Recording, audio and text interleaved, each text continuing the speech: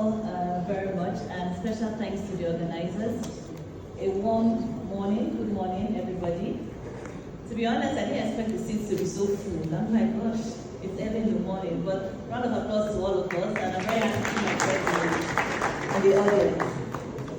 Kindly permit me to stand on the protocol so ably established by Mr. Thomas, and I'm sure my sister would even amplify that. Women in Energy Forum. I only have 9 minutes, and I'm like, why? Talk about my favorite topic, empowering women, driving inclusion, driving diversity, driving equity. I don't think 9 minutes is ever going to be enough. I know over the next few days, you're going to go into a lot of data, deep conversations. I mean, we'll hear all the statistics, how many percentage of us are here and so. Then what are we doing with our inclusion? I look around the room. In fact, I didn't know my friend Rosario. I didn't know you held that honor. First female chairperson. Can we give her a round of applause?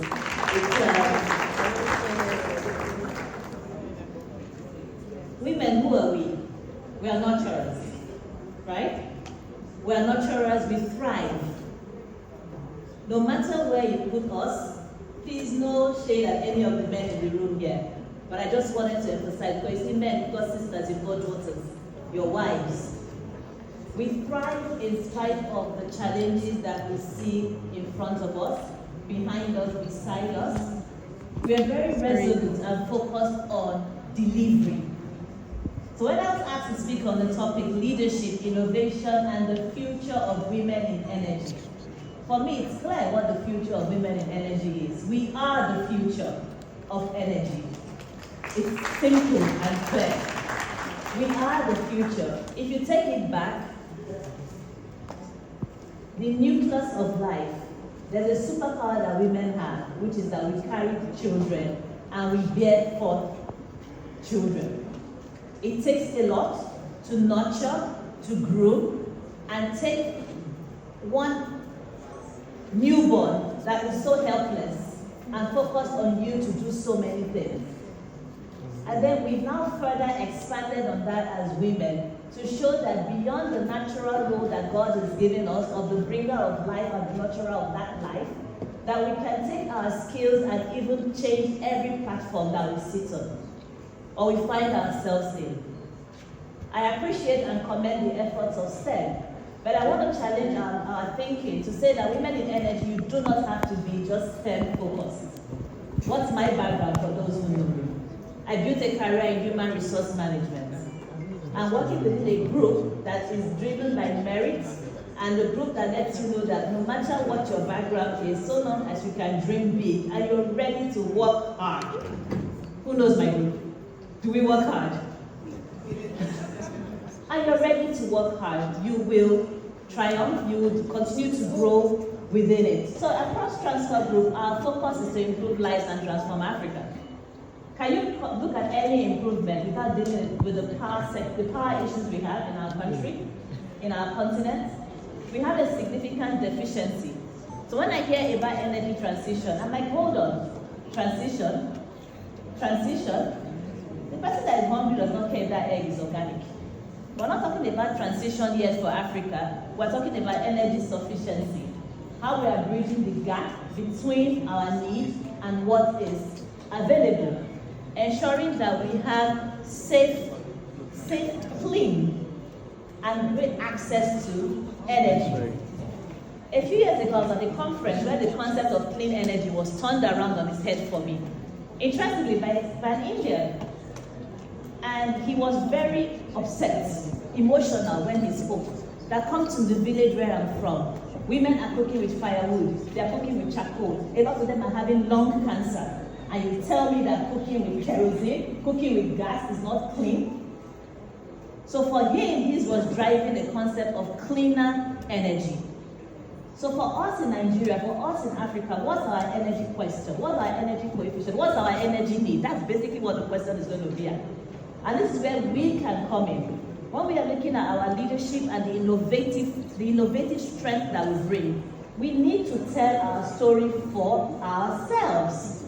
We have to advocate for ourselves. And I believe recently someone very famous, whether you like him or not, said, drill, baby, drill.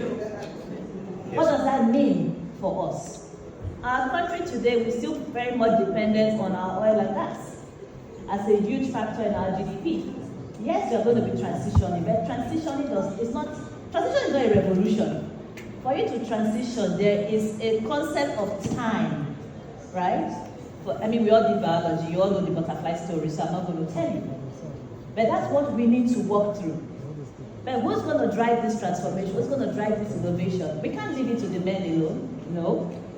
We cannot leave, our population is balanced, more or less, in terms of the mix. And if we're really going to harness the values that we have, the resources that we have within our country, we cannot afford to exclude a whole half of that population for whatever reason, whether it's sociological, religious, whatever reason is going to come up, it's not going to happen. And we also have women who are triumphant. I look around the room and I'm happy. Can we do more? Yes, we can do more. I see my dear friend, Dr. Jumoke Oduwole, our rocking minister. Please, thank you for a round of applause for me. You see what she's done in there. And it would be remiss of me not to mention Dr. Olu, who has been excellent in her role as a special assistant in energy and working with people with the power sector to see how we can move things forward. There are a number of women in the room that I can mention. But I won't because my 9 minutes are up. I'm sure I only have about 2 minutes left out of it. But what I want to say is that please, women can. And we don't need to be in STEM. I believe people now even look at STEAM. They've added the arts to make it more encompassing. Reality is that no matter what you do, so long as you set your mind to do something, you will get it done. Because you're going to expend effort to move things forward. 5 years ago when I was appointed the group CEO of Transcorp, there were a lot of but that's okay. The has become Because why would it not? Because only an enemy would say taking the stock price of a publicly listed company from 57 kobo to 58 naira in 5 years is not something that's It's about growth. It's about value. And that's one thing I want to leave, to state here that, my dear women in the room, let us not be distracted or discouraged by the somewhat poor statistics today. You literally need just one person to make a difference. Today we see in Mexico, I don't know who's following Claudia's story, how the Americans are able to get visas to go into the US. Just one voice is what you need. And I want to urge each of us that as we go into our careers, we've all been there, to the men in the room, please understand that it's not easy for a woman to lead.